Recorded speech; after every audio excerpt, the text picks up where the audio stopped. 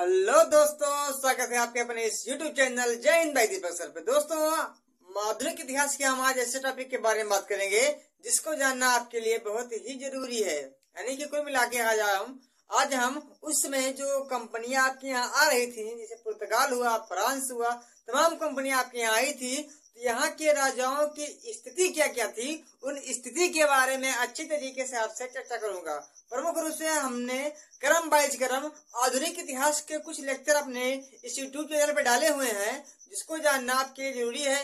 ये परीक्षाएं, ये जो है प्रश्न परीक्षाओं में अनेकों बार आते जाते हैं और कुल मिला के अपने दिमाग में इसको बिठा लीजिए, अन्यथा क्या होगा, आप कहीं भी जाएंगे, कहीं भी कुछ करेंगे, इससे कोई लाभ होने वाला नहीं है। यानी कि बदलती हुई दुनिया में अगर अपने आप को ना बदलेंगे तो क्या करेगी जिंदगी, इतना हिच के आपको कंटाप लगाएगी कि आपके पास जमीन तो रहेगा लेकिन आपका दिमाग क्या नहीं काम करेगा कि आगे जाएं या पीछे जाएं। ठीक, तो कुल मिला के समय को देखते हुए, टाइम को देखते हुए, मॉडर्न चीज को देखते हुए अपने आप को चेंज कर लीजिए। ठीक, और चेंज करने का सीधा सा मतलब यह है कि आप पढ़ाई पर जुट जाइए और अपना सपना, अपने माँ बाप का सपना तथा अपने परिवार का सपने को पूरा कीजिए। ज्यादा टाइम न लेते हुए हम केवल टॉपिक पे आते हैं और टॉपिक के बारे में हम आपसे प्रमुख रूप से कुछ बातों, कुछ विषयों हंसते मुस्कुराते हुए इन चीजों को क्लियर करते हैं। ठीक, उस समय आज हम केवल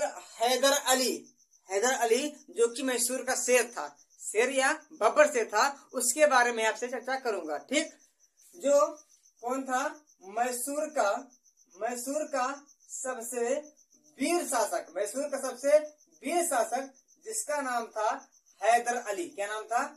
हैदर अली के बारे में आज हम आप लोगों से अच्छे तरीके से रूबरू होके चर्चा करेंगे। ठीक, हैदर अली परीक्षाओं में इतनी बार आ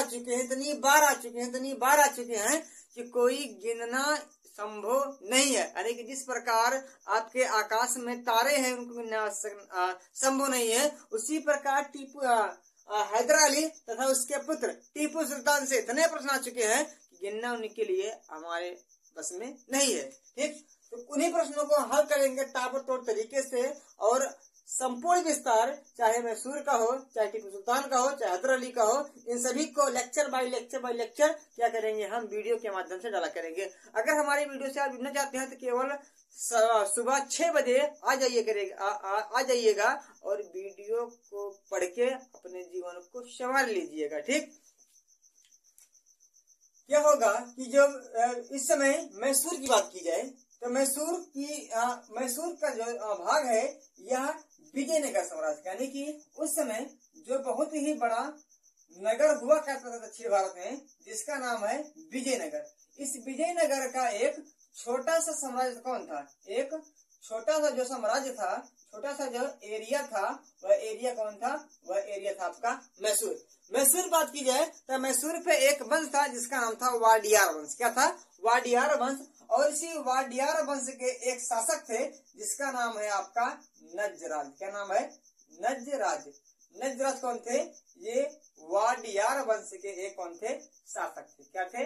एक शासक थे। तो अगर हम केवल देखो उन्हीं चीजों को पढ़ेंगे जो जरूरी है, इम्पोर्टेंट है और फैक्टेबल है, केवल उन्हीं चीजों को पढ़ेंगे। बाकी इतिहास मतलब इतिहास होता है, बहुत ही लंबा है। ठीक, नजराज के यहाँ जो टीपू सुल्तान के पिता थे जिनका नाम है फतेह मोहम्मद। क्या नाम है? फतेह मोहम्मद। नजराज के यहाँ एक सेना थी। क्या थे? यानी कि एक सैनिक थे कौन? फतेह अहमद, जो कि कौन थे? यह हैदर अली के पिताजी थे। क्या थे? हैदर अली के पिताजी थे। ठीक, लेकिन धीरे क्या हो गया, अचानक इनके पिता फतेह मोहम्मद की हो गई मृत्यु।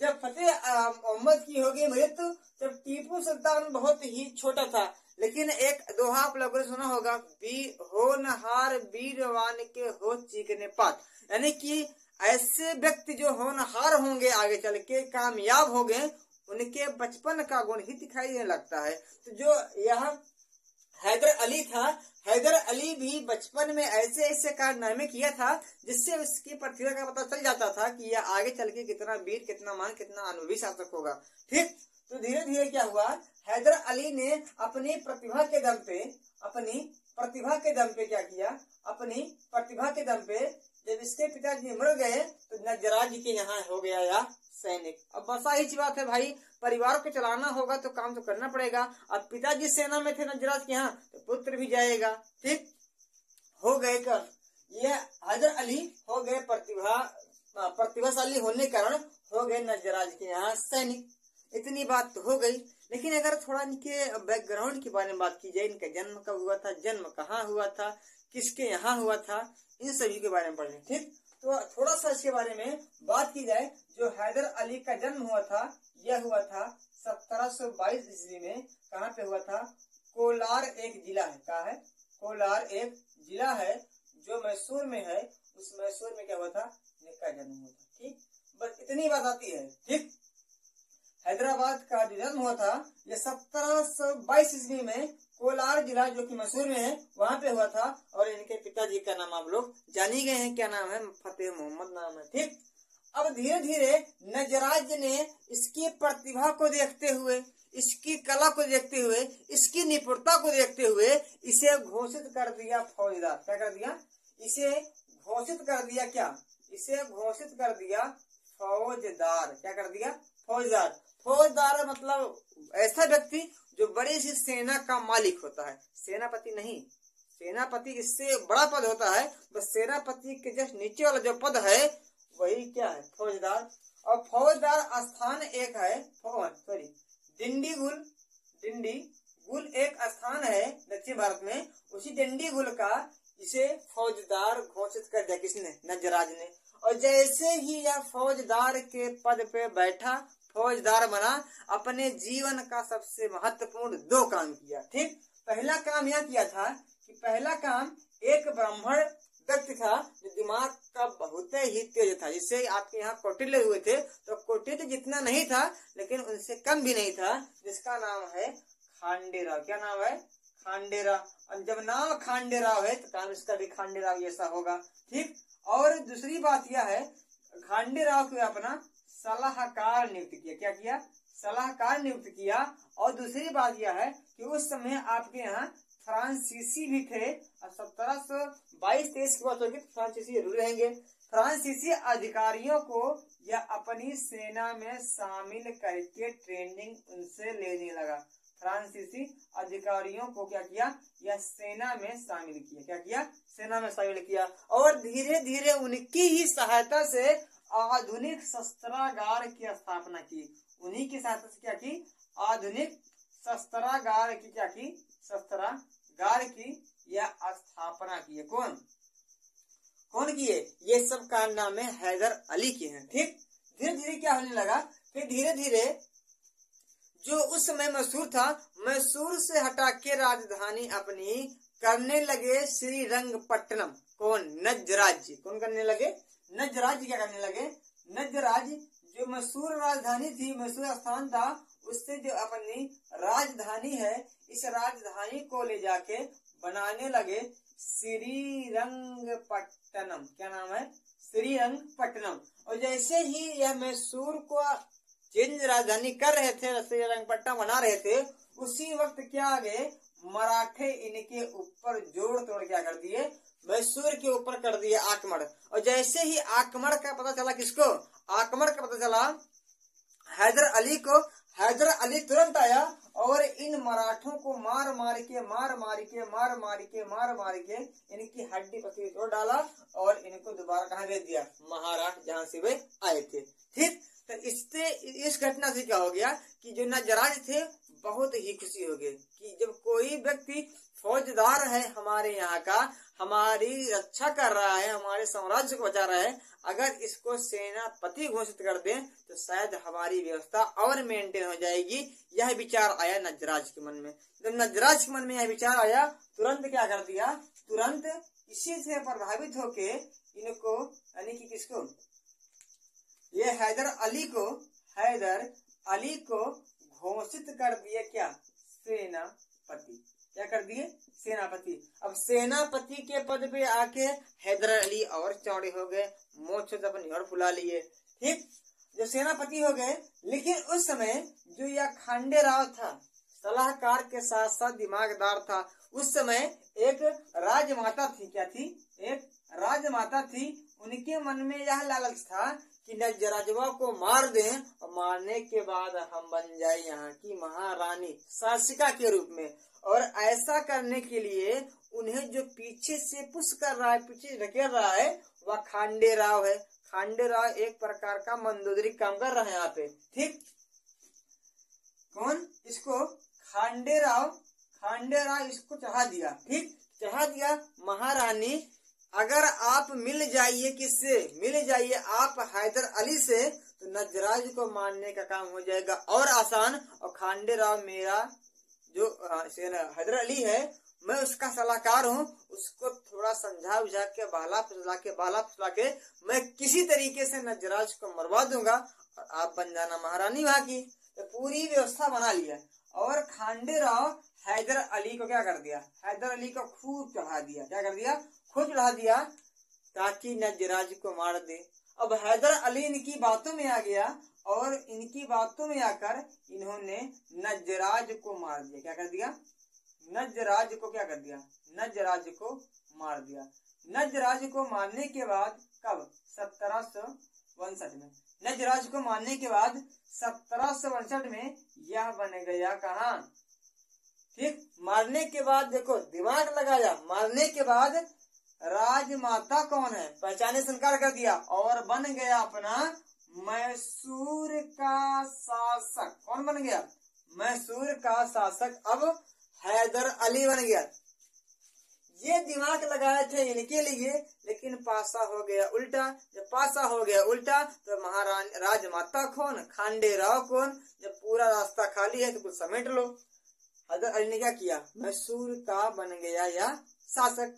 इतनी बात थी। उसी समय क्या हुआ था, एक स्थान था बेदीनूर। क्या था, एक स्थान था बेदीनूर। उस बेदीनूर स्थान पे प्रमुख रूप से बेदीनूर के जो शासक थे, मेन शासक थे, उनकी हो गई डेथ। जब उनकी डेथ हो गई तो उनके दो पुत्र बकलोल थे, वे आपस में सिंहासन के लिए मारपीट कर रहे हैं। और जब सिंहासन के लिए मारपीट कर रहे हैं और पूरा सिस्टम को जानकारी किसको हो गई, पूरे सिस्टम की जानकारी हो गई हैदर अली को। हैदर अली अपनी सेना के साथ पहुंचा और उनके दोनों बेटकों को मार मार के वहां से रफू चक्कर कर दिया और बेदीनूर पर भी अपना शासन किया। यह घटना है 1763 की। यानी कि अब पूरे मैसूर के साथ साथ इसका जो सिस्टम बन गया है वह बन गया है बेदीनूर। और धीरे धीरे यह बेदीनूर को हैदर नगर के नाम में कन्वर्ट कर दिया। धीरे धीरे आगे बढ़ता गया और धीरे धीरे इन्होंने सुंडी, इन्होंने सीरी, इन्होंने शुवेनार, ठीक, साथ साथ हैदर नगर, इन सभी स्थानों पे क्या किया, इन सब स्थानों पे हैदर नगर, इन सब स्थानों पे धीरे धीरे अपना अधिकार जमा लिया। ठीक, इतनी बातें हो गई। अब इतनी बातें हो गई, खाली है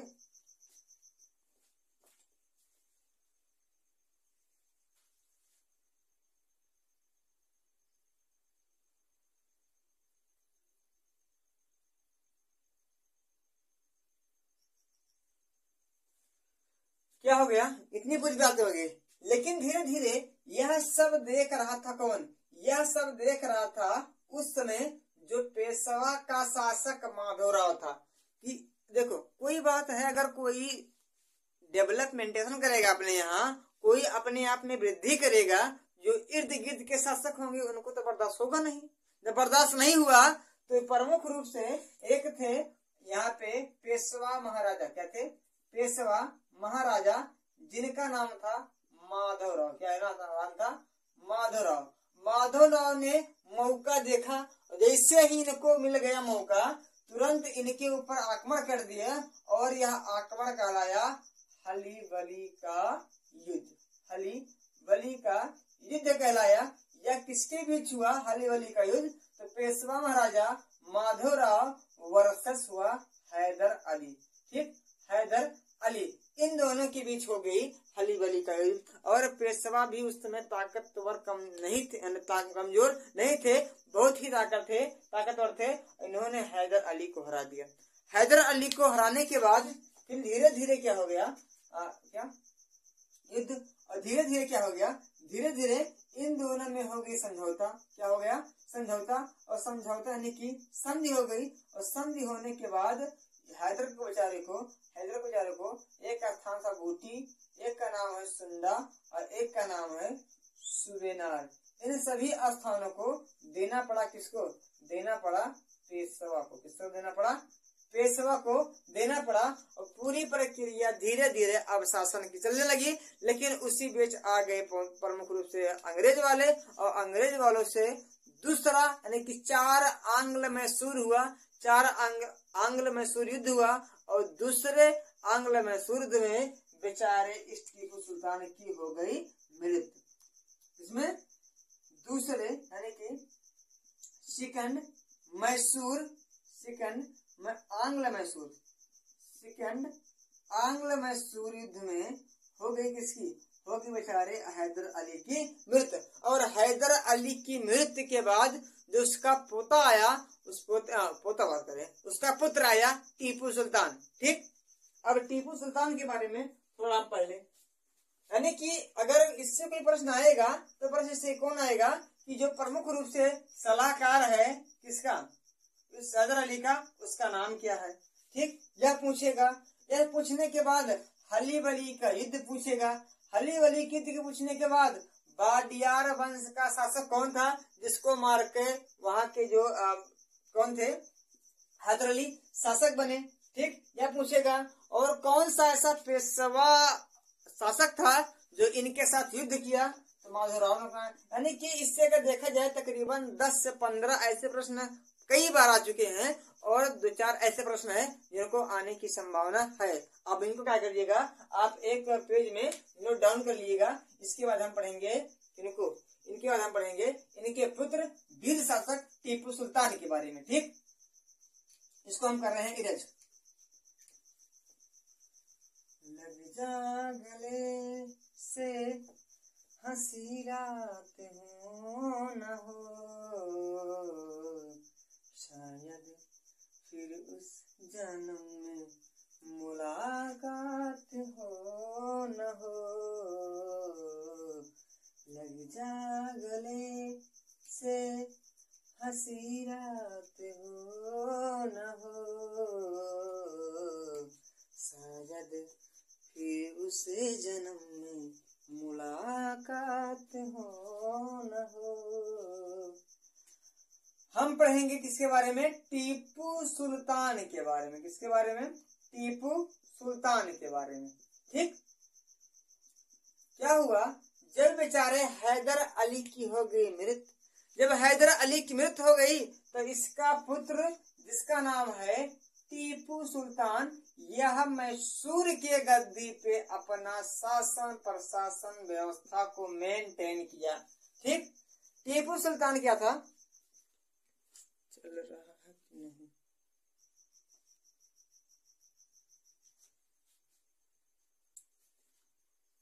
ठीक, या पूरी व्यवस्था का क्या, पूरी व्यवस्था को मेंटेन किया 1778 ईस्वी में। इस टीपू सुल्तान ज्यादा प्रमुख रूप से युद्ध तो ये भी किया था, तृतीय आंग्ल मैसूर, चतुर्थ आंग्ल मैसूर ये भी किया था। लेकिन उस समय ये अपने साम्राज्य को विस्तार करने के लिए, अपने यहाँ आधुनिकीकरण करने के लिए ये तत्पर था। इन्होंने अपने यहाँ अनेक ऐसे टकसाल की स्थापना की जो प्रमुख रूप से अलग प्रकार के टीपू सुल्तान के सिक्का का जो है संचालन करते थे। इन्होंने अपने यहाँ कैलेंडर की भी स्थापना की, यानी कि कैलेंडर को लागू कर दिया अपने हिसाब से। और जो नाप तौल की व्यवस्था थी, नाप तौल की